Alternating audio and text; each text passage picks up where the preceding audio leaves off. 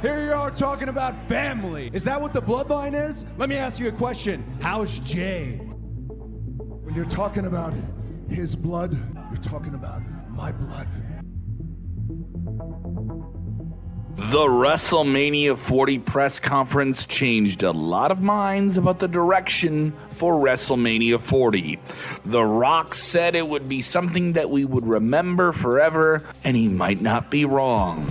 With Cody Rhodes, the fan favorite that a lot of people have invested their emotions in, choosing Roman Reigns and his path out of the Royal Rumble victory at WrestleMania for the WWE Universal Championship, fans breathed a collective sigh of relief, knowing that he wasn't screwed over. But was he ever screwed over? Was this the plan the entire time? Another gigantic question that hangs over this whole thing is, what is The Rock doing with WrestleMania? And how does that play into the whole situation with Roman Reigns and the bloodline? Let us know what you think in the comments below. Now, we have no exact 100% certified idea if anything suddenly changed because of all the online backlash towards the WWE and The Rock and the outlandishly undetermined true through the storm support of Cody Rhodes. Yeah, but things are looking a lot more exciting, maybe in the eyes of those same Cody fans now than they were a week ago. Yes, by the time Royal Rumble ended, we thought it was going one way, then it swerved, now it's going another. Yeah, consider the hook firmly planted in our mouths. We're on our road to WrestleMania, and we're being reeled in. To give you a brief recap, Roman Reigns, the undisputed WWE Universal Champion for years now, was the first one out in a final part of the WrestleMania press conference.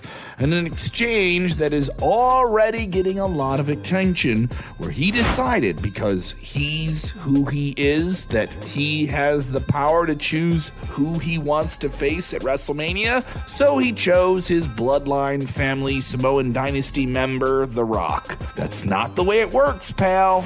The Rock's demeanor when he came out throughout the entire event was quite interesting and, in retrospect, quite masterful. He understood the fans would boo him, and he knew how to waver through all this while still sustaining a long-term, and as he's put it in the press, a long game story. He wasn't trying to be a likable babyface that all the millions and the millions have always tried to fascinate themselves and attach themselves to. He understood the conflict, and he embraced it. Even before the press conference, which was a special event just days before the NFL Super Bowl in Las Vegas and attended by thousands of fans, he dropped by the Pat McAfee show on ESPN and mocked those same fans for being what he called Cody crybabies, a term he got trending worldwide on social media. So you can't deny that his play was still on point. He showed everyone present at the press event the detailed family tree of the actual bloodline of the Anoa'i and Maivia family clans, intertwined by blood, the Samoan dynasty outlaid on a beautifully crafted graphic. It was impressive to look at, but he showed people the family tree as a way to tell them, quote, "We're bigger than all of you. Cry about it all you want."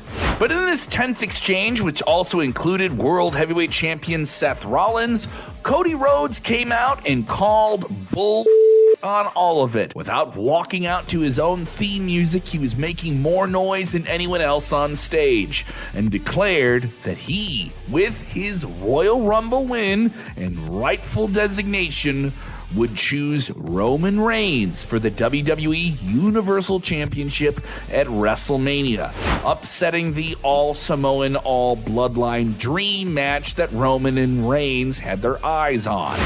After Roman Reigns and all of his indignation took a jab at Cody's Hall of Fame father, Dusty Rhodes, calling him irrelevant, which makes no sense, Cody hit back by telling him and The Rock that their grandfathers, if they were still alive, would be ashamed of them for their political maneuvering here. It's worth noting that The Rock is still a part of the corporate infrastructure of WWE on the board for TKO, the parent company of WWE. An interesting fact that is very real that WWE is weaving into this story. The Rock took offense to this statement, telling Cody that when he insults Roman's bloodline, he's insulting his bloodline, his family.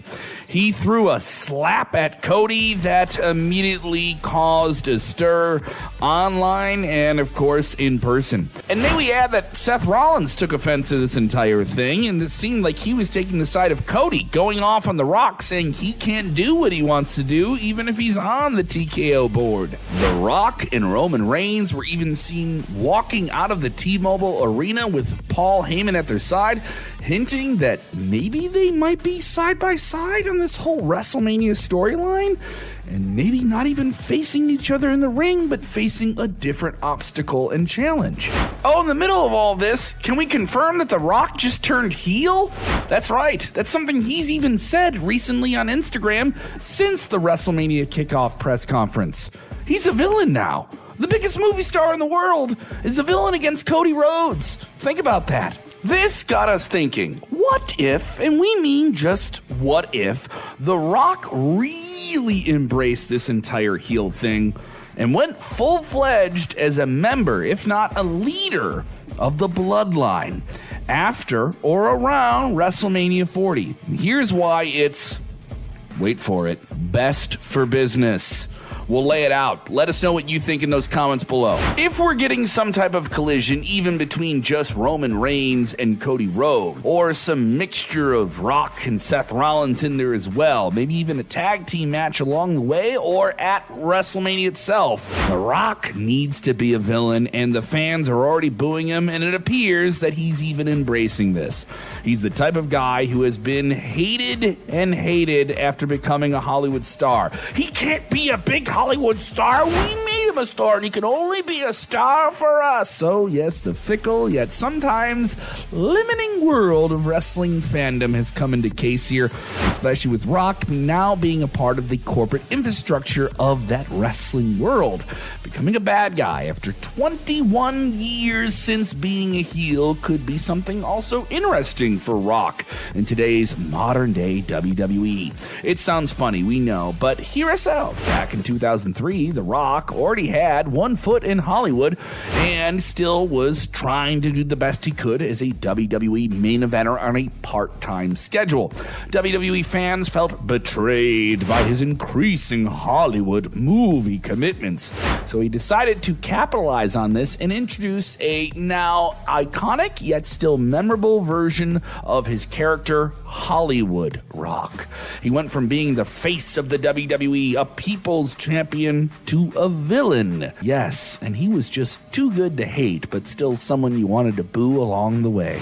Many have argued that the Hollywood Rock incarnation may have been the best character he played, even if it was just for a brief period of time, and it's hard to argue that when you look at it, it was just really entertaining. He had the crowd in the palm of his hand, and the only downside to it was that it was simply just short-lived. He didn't even revert to the exact same character 21 years ago, but he could certainly play on it and evolve a version of it into what's going on right now. He was a newbie in the Hollywood movie machine back then, but still certainly a certified superstar in the world of entertainment via WWE, and he's now one of the biggest movie stars in the world and also one of the biggest players in all of entertainment, and of course, once again, on the board of TKO, a role that is infused directly into this storyline. How clever WWE has done that. It's going to make the build-up to WrestleMania 40 a whole lot more exciting and intriguing, and it appears that WWE is responding to what the audience is saying and embracing it, and so is The Rock. Yeah, they smell what the audience was cooking. You see what we did there? Another detail that went unnoticed by most during the entire WrestleMania kickoff press conference event was the fact that Roman Reigns may have been playing a supporting role to The Rock, which makes sense. This is The Rock, by the way. Do we need to remind you that?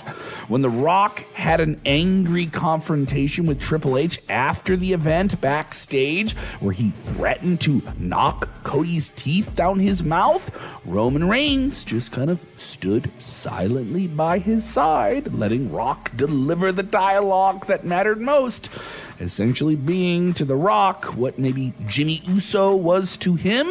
Yes, maybe someone further up the bloodline, if you will. But we're not going to lie. The footage of The Rock and Roman Reigns exiting the arena together, the two-man power trip, was still pretty cool to see.